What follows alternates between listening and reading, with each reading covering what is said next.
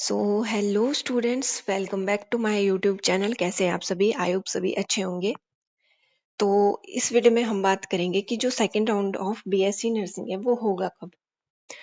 और आप लोग वीडियो को ध्यान से देखना ताकि आप लोगों को समझ में आए सब कुछ कि अब कब ये सेकंड राउंड काउंसलिंग होगी। एंड स्किप मत करना ताकि आप बीच में इंफॉर्मेशन को मिस ना करें। ओके, तो हम बात करने वाले हैं सेकेंड राउंड काउंसलिंग की कि वो कब स्टार्ट होगी। ओके, तो एएमआरयू से बातचीत करने के बाद मुझे थोड़ा सा अंदाजा लग चुका है कि कब तक हो सकती है। ठीक है, तो अभी मैं आप लोगों को बता देती हूँ सब कुछ। आप लोग जानते ही हो कि 3 बार जो सेकेंड राउंड काउंसलिंग है उसको पोस्टपोन किया गया है।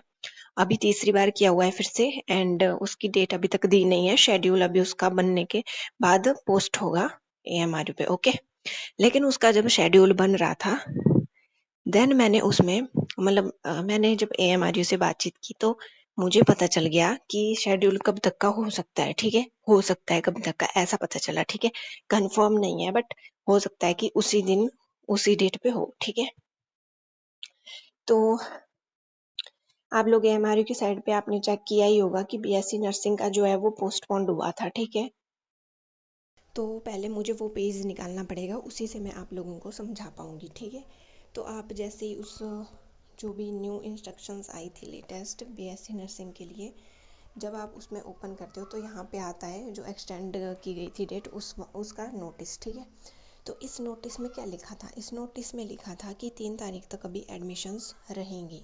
ये post basic nursing, BSc nursing and MSc nursing तीनों के लिए है। ठीक है, तो 3 तारीख तक इनकी एडमिशन ही चलने वाली है। 3 तारीख तक कोई आपका सेकेंड राउंड नहीं हो सकता स्टार्ट। ठीक है, तो इसमें थोड़ी सी कॉमन सेंस हम ये लगा सकते हैं कि अगर 3 तारीख तक एडमिशन्स होगी तो ऐसा हो सकता है कि 4 तारीख को शाम तक वैकेंट सीट्स की लिस्ट आ सकती है।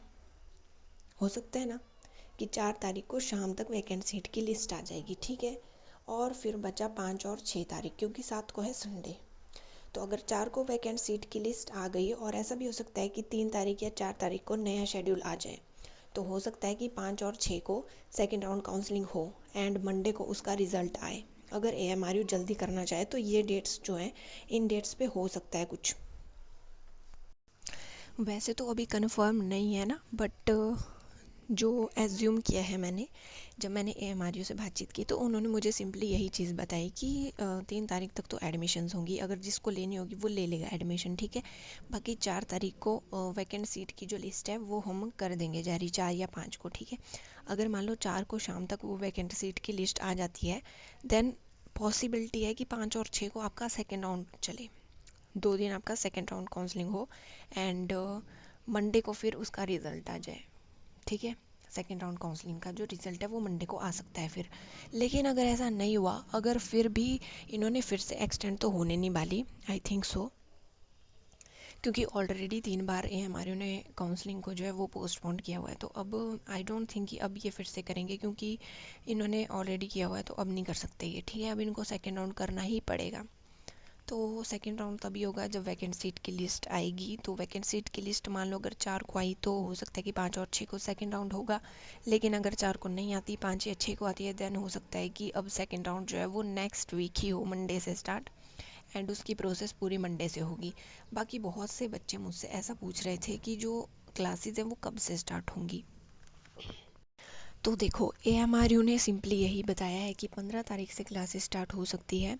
एंड प्राइवेट कॉलेजेस में भी सभी ने यही बोला है कि BSc nursing, post basic nursing and MSc nursing की क्लासेस 15 सितंबर से स्टार्ट होगी। ठीक है, लेकिन अगर एएमआरयू जल्दी काम नहीं करेंगे, जल्दी काउंसलिंग नहीं करेंगे स्टार्ट, क्योंकि क्लासेस तो सेकेंड राउंड के बाद ही स्टार्ट होंगी, तो अगर सेकेंड राउंड लेट हुआ देन आपकी क्लासेस भी लेट हो जाएंगी। लेकिन अगर सेकेंड राउंड जल्दी होता है, जैसा कि मैंने आपको बताया कि 5 और 6 तारीख को अगर सेकेंड राउंड हो गया, देन आपकी क्लासेस जल्दी लगने के चांसेस है, तब आपकी क्लासेस 15 से लगेंगी। ठीक है,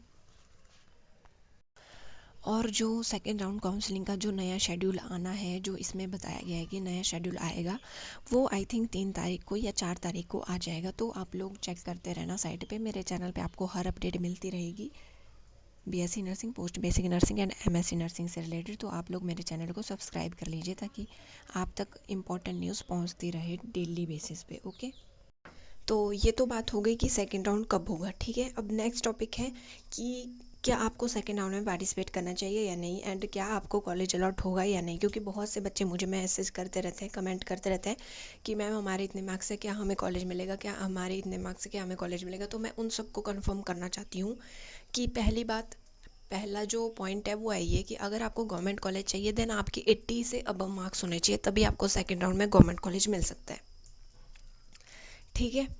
दूसरी बात, अगर आपके मार्क्स 80 से कम है एंड 60 से ज़्यादा है, 60 से ज़्यादा है मतलब 60 से ज़्यादा अगर आपके मार्क्स हैं एंड आपको गवर्नमेंट कॉलेज नहीं मिला है और आपको प्राइवेट ही मिलेगा, ठीक है।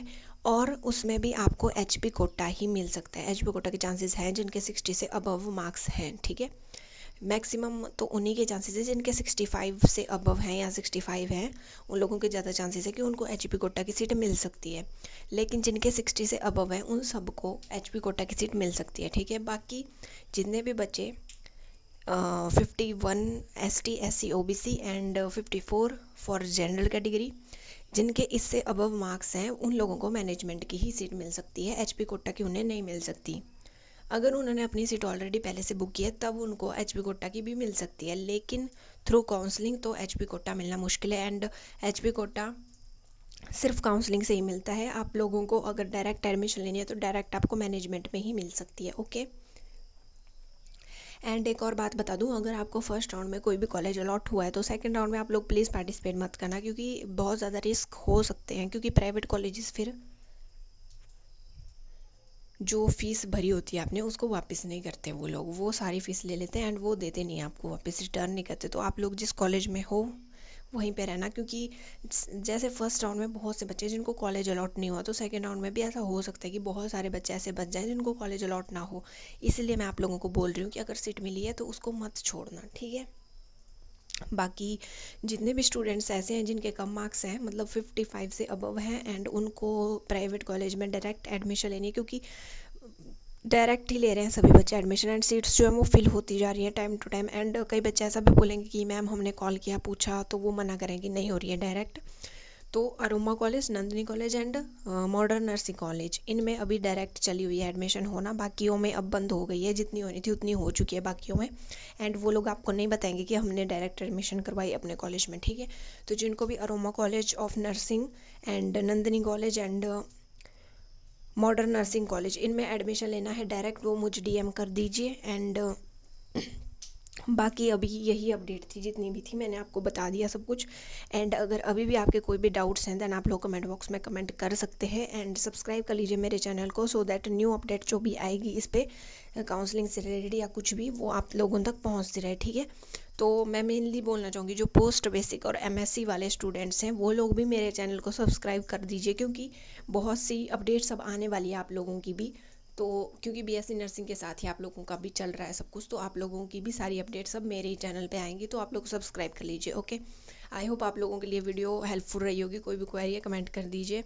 And thank you for watching.